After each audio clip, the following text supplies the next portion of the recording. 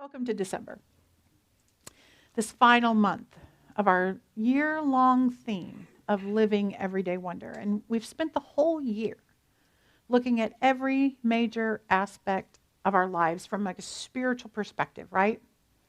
And this month we kind of turn that spiritual wonder to the idea of community.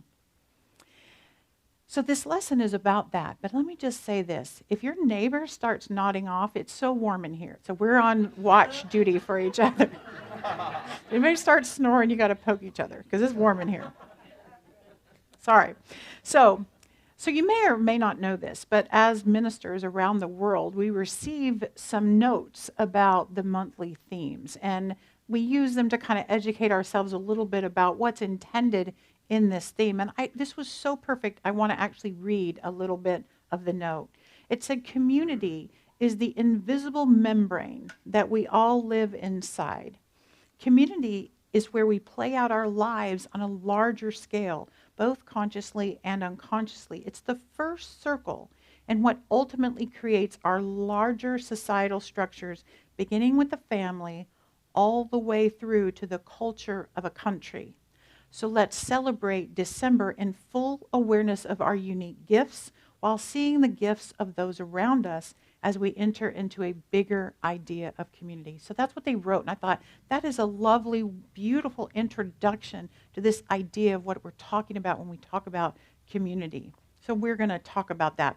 So as a tribal species, community is vital to our survival. We know that. If you've ever watched Survivor on television, you know when you're kicked out of the tribe, there's a problem, right? So it's important for our emotional well-being and our survival, yet so many of us have had experiences in the midst of others that changes our connection to groups of people. And in our journey of spiritual awakening here, let's not forget to turn our healing energy and attention to this part of our lives. So think for a minute about all the communities that you're a part of. We did this in Sacred Cup. We actually named a few of the communities that each of us were a part of. So going back to childhood, think back that far. You may have been growing up in a larger family community. Maybe you were connected to the kids in your neighborhood or the neighborhood community. Maybe you were a scout of some sort or part of a sports team. Or maybe clubs that shared a common interest, like a music club or a social club. So if you come forward all the way through your life to today and think of your current communities, what are they? You know, maybe you're in a book club or a fitness group. I know there are several people in the recovery community here. Maybe a condo association or homeowner association. I hope that's not the case, But here you are in spiritual community too, and I can clearly see that in this present moment, you are choosing to be in a spiritual community. And if I'm right, this is not your first rodeo in a spiritual community. And as you look back and as you look around you now, what do you notice about yourself inside a community experience? What do you contribute? Who are you known to be in your communities? Do you allow yourself to kind of show up with your arms wide open to receive, or do you kind of keep yourself a little bit protected? We talked about sneaking in the back and just hovering there and just leaving quickly before anybody notices that you're there, right? So yes, some of this is kind of personality type, but some may be a response to experiences that you've had in the past and you're reluctant to repeat them. But today we're going to look at the concept of the individual in the group and the group's relationship with the individual. So I want to share a story to illustrate something true about an individual in a community. So there was this major politician, and he was running for office, and he sent his advance team into a little town. And they had done weeks of advertising, and he was going to give a speech at a local factory. And so he wanted to shake the workers' hands and introduce himself to all these people. But when they arrived, the factory was basically empty. There was nobody on the streets to greet him. Their motorcade kind of drove through town, and it seemed like the whole community was gone. He was concerned that perhaps there had been an emergency and the town had been evacuated. It was that empty. And they went across town. They kept driving, and they came to a cemetery on the other side of town, and they found all the people were there. And they realized that everyone had turned out for this memorial service instead of for his visit. There was something more important. And the politician said, well, this must have been somebody major in the community, like the mayor or like a town founder or something. So he sent one of his aides to find out who this funeral was for. And after a couple of minutes, the person came back and reported the deceased name was Marvin Jones. And he was 77 years old, and he was a lifelong resident of the town. And he was like, what was so important about this Marvin Jones that everybody went to his funeral? And they were told that he had been a crossing guard for 39 years. And they had some details to share with this politician. Marvin Jones helped children to safely cross the street every school morning for 39 years. He was always there, no matter what, no matter the weather, no matter what he felt. He greeted kids and parents with a smile, and everyone had this feeling that the children were in good hands when Marvin was there. He knew the kids. He knew their siblings, older and younger. He talked to them about their schoolwork, what they would be doing after school.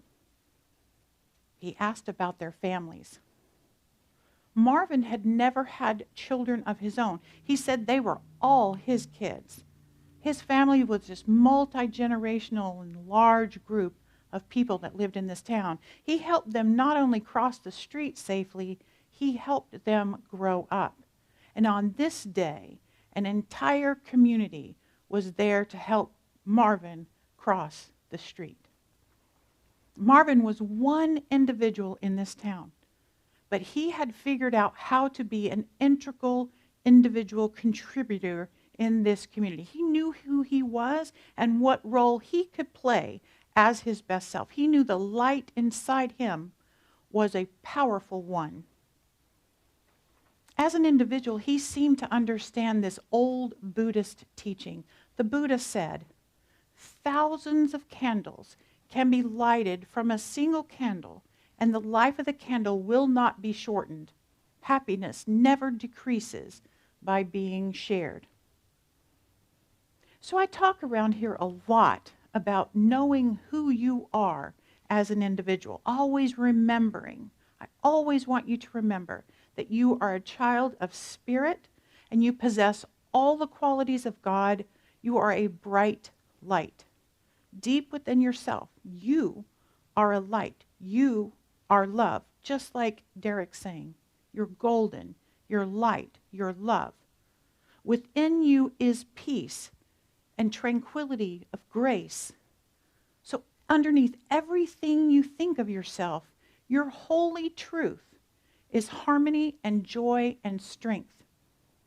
So we spend a lot of time on our spiritual path awakening and reminding ourselves of who we really are, looking in the mirror to see the face of God by looking beyond these false beliefs that we have about ourselves.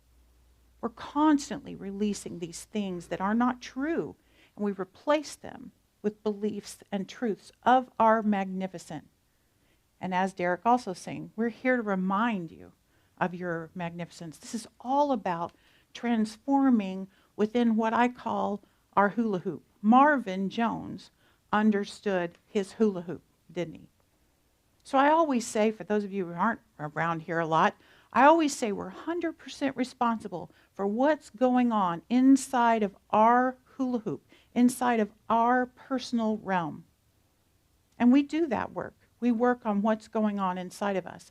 But we're also 100% responsible for what flows out of our hula hoop into the world around us, into the community around us. So whatever or whoever might be just outside your hula hoop is within your realm of influence. And that is what I want to talk about specifically today. The truth is we are both an individual and we're a part of community. And our point of power, where we have our point of power, is about who do we wish to be in community. Because our energy is splashing out all the time, out of our hula hoop onto everyone around us. Everyone who crosses our path gets some of our juju on them. And that widens out into the wider world. Marvin knew if he treated one child well, that child would have a ripple effect in his day, in his classroom. When he got back home, he would be a different person through Marvin's touch. And the truth of oneness, who I choose to be, impacts the entire universe in a rippling effect, outward and outward. And so that's a really big concept, right? So let's just focus on the people right around us, right? Because that's what we can grasp. So my talk title today is The Solo in the Symphony. And I want to talk about doing our part as a soloist, but also doing our part as a member of the greater orchestra of life. The great teacher Parker Palmer said this: we need solitude and community simultaneously. What we learn in one mode can check and balance what we learn in the other. So together they make us whole, like breathing in and out. So when you're in an orchestra, you're not only playing a single instrument, you're part of the whole. And each role teaches you about the other role. So how many of you have been a part of a music group of some sort in your life? Okay, that's not enough hands. Okay, so how many of you have listened to a group of musicians at least once, like a band, an organ, something? Okay, now that's more of us, okay. So each one of us plays an instrument in the orchestra of community. So let's imagine ourselves picking up our own instrument to kind of represent ourselves. So in your imagination, what are you playing? A guitar, a flute, a trombone, a drums, piano, harp, whatever. You know, actually in our summer camp, Derek and Ellen let us play with a whole bunch of different instruments. So some of us really do have a good idea of what instrument we want to play. So look at your neighbor and tell him what instrument you're going to play. Go ahead. He's going to play tambourine. Okay, so we got it. Okay. So now that we know what we're imagining and what our neighbor's imagining, the question is, which instrument is the most important instrument in an orchestra? It's a trick question. Because there isn't any instrument that's more important than another. The community sound is only created when every instrument plays their part, right? But which instrument should be the most important to you? Yours, right? So when you pick up an instrument to play in an orchestra, it's up to you to learn how to play it, right? You got to figure out how the different parts of the instrument contribute to the overall quality of the sound, right? You have to learn how to use your instrument and make each note on the scale, however you do that, right? You have to know how to breathe. You have to know how to clean and maintain your instrument. Trust me, you need to know that too. My clarinet was just disgusting. But most importantly, you have to practice and practice some more so that when it's time to come to join together to play the music, you're ready to do your part, right? So a dedicated orchestra member spends a lot of time making sure that their part is right. They show up at the right time of the performance. I'm not looking at you, Derek. And ready to go. And the conductor starts the piece of music, and each musician has to listen to each other to make sure they're blending, right? So now they're not only a single instrument, they're a part of something bigger. And they know they are important to the whole because we already decided there's no instrument that's more important than another. So each one of us has to have an ear for how we sound as an individual, but we also have to have an ear for how we sound as a part of the group. And this metaphor is really helpful when we consider the role that community plays in our lives and the role we play in the communities that we are a part of. There's a balance between taking care of ourselves and being mindful of those around us. So as spiritual beings, we understand that how I show up impacts the world. We already talked about that. So like a musician, it's pretty obvious when someone has practiced or not, right? If we've done our musical practice, and we're ready to play our instrument, You can tell. You can tell. My piano teacher always knew whether I had practiced or not. I didn't think that was fair. But anyway, if we've done our spiritual practice, we show up poised and kind of ready to play our part, ready to do our best self with others.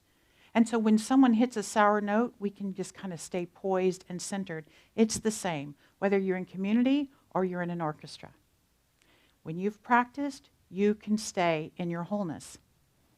The practiced person in community can remain compassionate and forgiving of mistakes. And it's the same, no matter what group you're in, an orchestra or another group. But what does spiritual practice look like?